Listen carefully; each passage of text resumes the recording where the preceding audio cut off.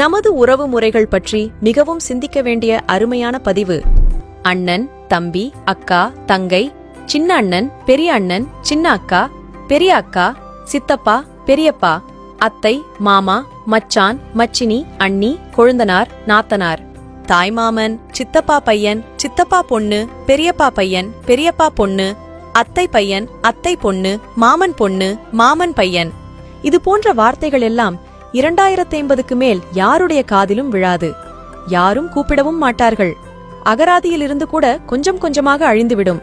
காரணம், ஒன்னே ஒன்னு, கண்ணே கண்ணு என்று ஒரே ஒரு குழந்தை மட்டும் போதும் என்று முடிவெடுக்க ஆரம்பித்ததுதான்.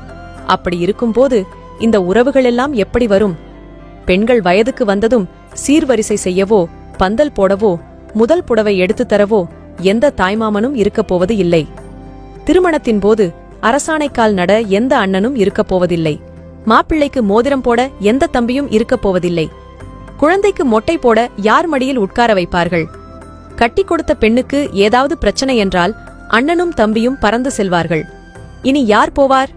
ஒவ்வொரு பெண்ணும் சொந்த பந்தம் ஏதுமின்றி ஆறுதலுக்கு ஆளின்றி தவிக்கப் போகிறார்கள். ஒவ்வொரு ஆணும் தன் கஷ்ட நஷ்டங்களில் பங்கு கொள்ள அண்ணன் தம்பி யாருமின்றி அவதிப்படப் போகிறார்கள்.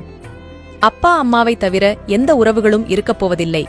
அந்த ஒரு குழந்தையும் வெளியூருக்கோ இல்லை தனி குடித்தனமோ சென்றுவிட்டால் ஒன்னே ஒன்னு, கண்ணே கண்ணு என்று வளர்த்தவர்கள் எல்லாம் வயதான காலத்தில் ஏனென்று கேட்க நாதியற்று முதியோர் இல்லத்திலோ அல்லது அந்த ஒரு குழந்தைக்காக கட்டிய வசதியான வீட்டிலோ அனாதையாக கிடந்து சாவார்கள்.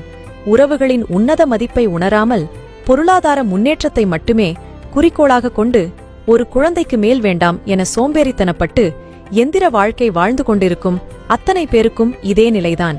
உடல்நிலை சரியில்லாமல் ஆஸ்பிட்டலில் சேர்க்கப்பட்டால் ஓடோடி வந்து பார்க்க உறவுகள் வேண்டாமா? சின்ன சின்ன விஷயங்களுக்கெல்லாம் எனக்கு உனக்கு என்று சண்டை போடும் அதே குழந்தைகள்தான் வயதான காலத்தில் அப்பா அம்மாவுக்கு ஏதாவது ஒன்று என்றால் நான், நீ என்று ஓடி வருவார்கள். கணவன், குடும்பம், குழந்தை என்று உயிரை விட்ட பெண்கள் கூட பெற்றோருக்கு ஒன்று என்றால் அத்தனையும் தூக்கி எறிந்துவிட்டு முதலில் வந்து நிற்பார்கள். ஒரே ஒரு முறை உங்கள் கடைசி காலத்தை நினைத்து பாருங்கள். பணமில்லாத ஒருவனை அனாதை என்று யாரும் சொல்வதில்லை.